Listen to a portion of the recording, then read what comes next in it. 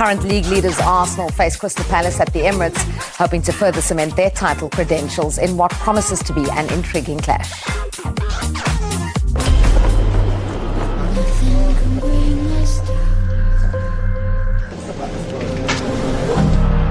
We have more points than any other team in this league, and it's a massive opportunity to make a statement. Calafiori heads! Arsenal's new campaign is up and running. The Gyökeres! A perfect day for Arsenal! You could sense the energy has gone up a level. Sibimendi! That's pretty darn special.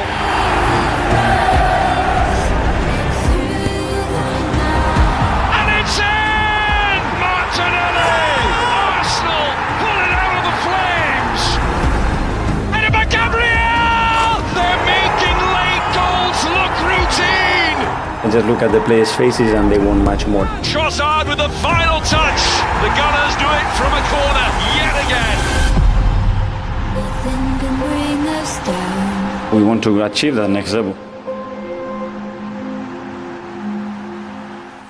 Well, another London derby at the Emirates Stadium this weekend. Arsenal, top of the table, outstanding from their point of view, has to beat him, that defence. Yeah, I mean, all round, I think they're the most balanced squad in the division, I really do. Years ago, I mean, even last year, you would have said lose Gabriel or Saliba, you're going to struggle. Mascara's come in, Ben White can't even get stripped at the moment. For me, he's a very good player. Calafiori's excellent, and Timber is the best fullback in the league, in my opinion. Like, he's so powerful and strong. And the goalkeeper, Raya, is probably amongst the top 3 goalkeepers in the world. So, yeah, they've got everything. I mean, they're good going forward. But you know what?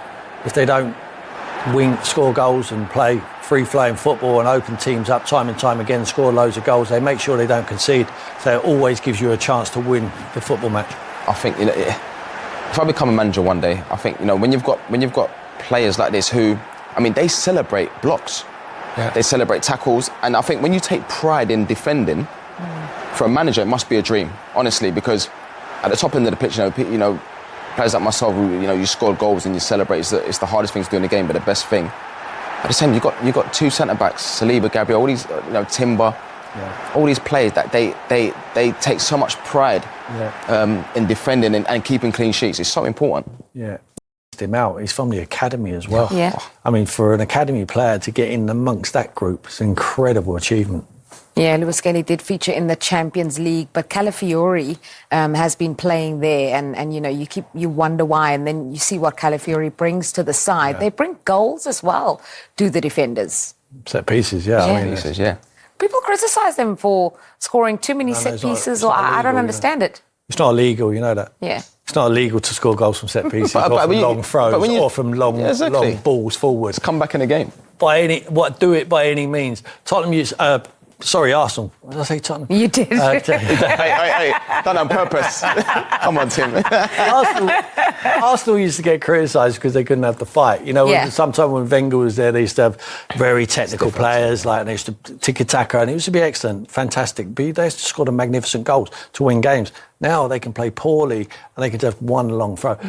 Gyökeres, I'm liking him as well. I mean, he's a physical presence up there. It's not silky as a player, not by any means, but he occupies defenders. And he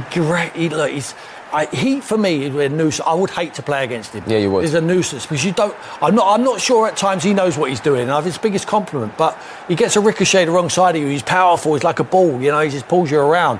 And like I say, he occupies the defence for the number 10s who want to come in line, especially that boy, Eze. What a signing Eze was. Jermaine, you talked about them celebrating blocks. I'm not sure if you saw, but the way they celebrated Gyökeres' goals in the Champions League in midweek, it was the same. Probably also relieved because he has been getting a lot of criticism. What do you make of him as a striker? I like him because I think when you watch him play, he does all the things you expect your number 9 to do. He stands in between the 2 centre-halves. He's dynamic. He runs in behind, gives you an outlet. He's strong. I think the goals are going to come. Listen, there's a lot of pressure. I can't remember the last time that our number 9's had so much pressure on him. There was so much noise around Arsenal. If we get a number 9, we win the league. It's not as simple as that. The number 9, whoever you get, it's got to come and produce. And sometimes we've seen over the years, someone that's Didier Drogba, for example, when he became an iconic figure in the Premier League. But when he first came, he struggled. And there's been so many names that I can mention, top centre-forwards that have come to the Premier League and in their first year. Thierry Henry, when Thierry first come, from Juventus, I mean, he was a winger. Then he played as a number 9. Naturally, he would drift out to the left-hand side. But you speak to Thierry, he struggled for a bit. And all of a sudden, you know, you get your rhythm, you get a few goals, you get confidence, and then you become a beast. And with this guy, I mean, he's got so much potential. But in this team, you know, and with the squad there, you know at some point... You like his character, Jay? I mean, he always puts himself on off-road in between the width for the goals. You know, he misses chances, but he's always still there. there. It doesn't seem to affect him. You know, it doesn't seem to affect... Even if it is, but he doesn't show it. You know, he keeps going and that. And, you know, he's got that football personality, so that's important. Yeah, well, speaking of French strikers, as you mentioned, in the Premier League, what about Jean-Philippe Mateta? Because he's going to be on the other side challenging this Arsenal defence this weekend. Here's an example of a player flourishing under a certain manager, isn't it? Well, they will know all about him. And like we talk about Gyökeres, physical, a beast of a man, you know, can hold the ball up, but he scores goals, this boy. I mean, his back's into people, he can bring others into play. But look at him, Whitford, he knows where he needs to go to score that goal. And it looks like an easy chance, but he has to put himself in that position to be able to do it. But he scores different types of goals, Jay, doesn't he? Yeah, just even that one there, you know, I remember Ian Wright said to me years ago when I was younger, he said, always be attracted to the goalkeeper.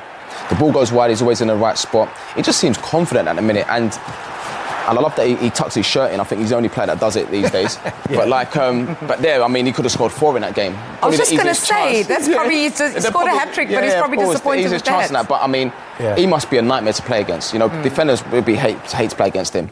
He takes the ball home there. He's missed a chance in like 94th minute there to win it. He probably... I don't know. I've never seen someone so disappointed to score a hat-trick. Perhaps when he took that ball home, he let it down, so it's flat. It's flat in his house now with the rest of it. Yeah, kicking the corner flag, the now iconic celebration. Jean-Philippe Mateta, stand-out player. How do they deal with him? What makes him so dangerous? Physical presence, goal scorer, smells instinctively where the chances are going to come from. I think they play, like I say, he occupies defenders as well. So you give him a hard time. You leave space for others. You know, Sarah's been a good player for him. You know, he's got the pace, you know, on the counter. I think they've got other options. I think they're going to find it difficult against Arsenal.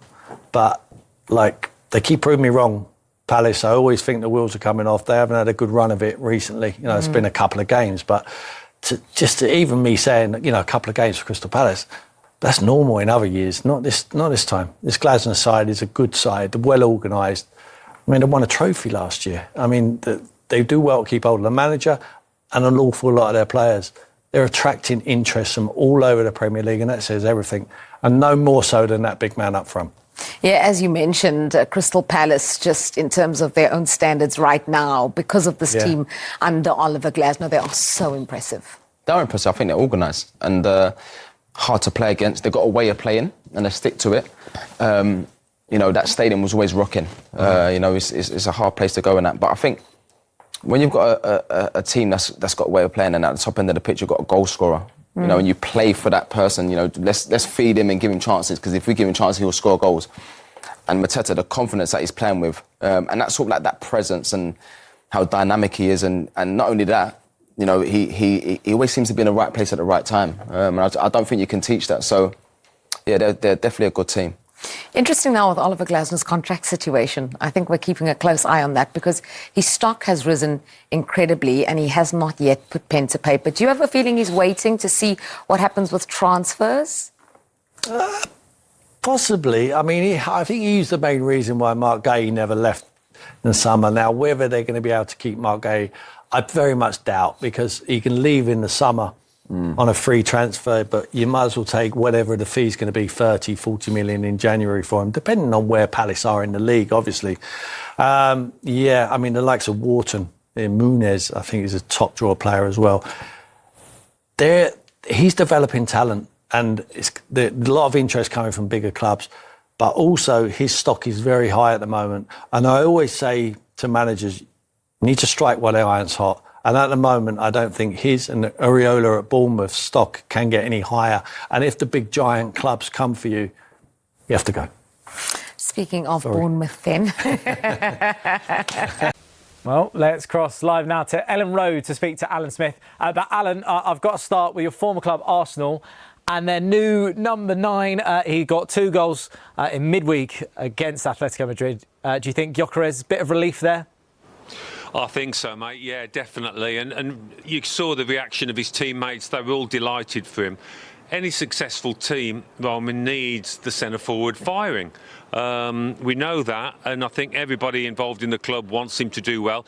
He's had his critics, partly because, yeah, he hasn't scored so many, but he's different in style to a lot of the technically adept Arsenal players. He's a bit more forthright. He's got a lovely turn of pace over 5 yards, and what I love about him is those runs. He knows the art of the centre forward in the box, getting ahead of his centre half, and I maintain that he'll get 20 plus goals this season. So yeah, it was a big night for him the other night. And of course, at Ellen Road tonight, watching a Leeds team that have got 1 Premier League win in their last 7.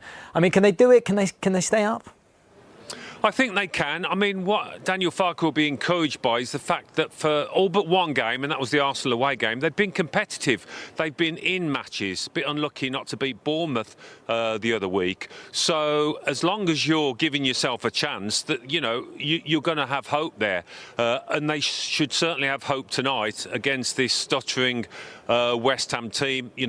A packed Ellen Road behind them. It's going to be some atmosphere because I think all the fans will come along knowing what a big game this is for them. Yeah, West Ham, I mean, they've got to turn it around tonight, haven't they? Nuno's got to do the business. Yeah, I mean, I did the game on Monday night, Roman, against Brentford when they were abysmal. You don't use that word lightly, but I've rarely seen a team at home as bad as that in the Premier League.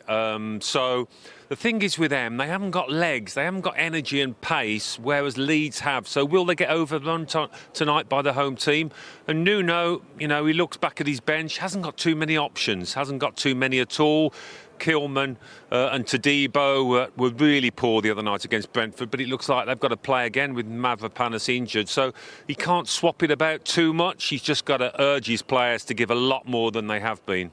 Amazing. Alan, thank you so much, mate, and enjoy the game. Thank you. Incredible stat, 3 goals conceded only in your first 12 games. It's the least in the history of the club. Is there a motivation to create more history, maybe even break Chelsea's record from back in the day?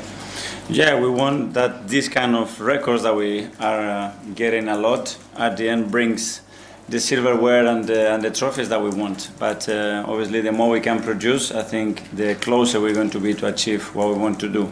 And that defensive record is very good, but we need to be consistent. It's only just the start of the season, and the aim is to continue improving things, which we can do still, a lot of them to be even better. Crystal Palace next, I guess a big game for Eberechi Eze in particular, his first game against his former club. What are his emotions like? What have you noticed? It's a big game for us because last season here we dropped some points, and it's the 4th game in a row that we're going to play against opponents that we drop points, and this season we've been able to beat them. So we focus on that. We know that for Ebbs it's going to be a very special match with the history and what he did for Palace, but the focus is on the team. Just on those 4 games, because you preempted my next question, but does that form part of your messaging to the team? Look, we didn't win against these 4 teams last season. You've done it with the previous 3. Now the chance to do it with the 4th. Well, if we want a very different outcome, we better do very different things that we did last year, especially against these fixtures. So we know what Palace are doing, what Oliver has done for the football club, and the way they are getting results. So it's going to be a really tough match. But we're going to play again in front of our crowd, and we are confident if we hit our level, we have a big chance to win it. Final one from me, Mikel. A lot of people are talking about the strength of your squad. Just from the manager's perspective, does that bring with it its own challenges? Because I'm guessing it can't be easy for you to leave out players who maybe deserve to be in the team. And how accepting, on the flip side, do the players have to be to know, look, you're not going to play as much as maybe you deserve or you want to? Well, there are 2 sides to it. One, the emotional part and my attachment with the individual, with the person, and I would love to play all of them, but the second one, obviously, without a question of a doubt, I'd rather have this situation, the situation we had in the last few years, when at some point we were very short in numbers. So we have created a very strong environment, a really competitive and supportive environment that hopefully can challenge to be very competitive every game. That's the aim, and that's what we want to achieve, and we just all go towards that direction. Thank you. Go back to Anita from the Premier League. Hi, Mikel. Hi. You've obviously got some players who are in great form, but looking at Crystal Palace, Jean-Philippe Mateta looks like a completely new player. 5 goals so far in the opening, 8 Premier League games. How do you stop him? Well, first of all, is obviously what they do as a team at their level of organization. They have very clear intentions of how they want to attack and which moment they use to attack and to hurt opponents. So stopping the source is probably the best way. When you get into certain situation within in 1v1, you know that that is very prolific and it's been very, very successful, especially recently. So trying to avoid that. From their attacker to one of your attackers, Victor, of course, getting a brace midweek against Atletico. What was your conversation with him like after that? Of course, a lot of rumblings around the... He didn't need a conversation. He just needed a hug and just look at him and enjoy how happy he was after the game. And I think we were all very happy because he fully deserves that. My final one, 15 goals so far from the opening games. I know you're used to many questions being asked about the manner in which the goals are being scored, with 2/3 of them coming from set pieces. Are you at all concerned that it's only 5 from open play at this stage? No, that's all. Because I don't see football like open play and set pieces. I see the game in a different way. Okay, thank you. Best of luck. Ian from Talksport. Hi, Mikel. How are you? Very good, thank you. You going on from that then, the set pieces. I mean, a lot of people say that Arsenal score most of their goals from set pieces. They still can't stop you, and yet football seems to be going more to teams who want to be like you, scoring from set pieces. How have you done and perfected this? With work. First of all, creating the culture, giving to that part of the game the importance that it has, understanding that again football is evolving and the opponents are behaving against us, that we have to maximize certain things that happen very frequently. So something that happens very frequently better has a lot of value to us. So trying to maximize that and be effective. At what point did you say though, or did you hone in on the fact that this was going to be such a rich source of goals and so good for your team? 10 years ago.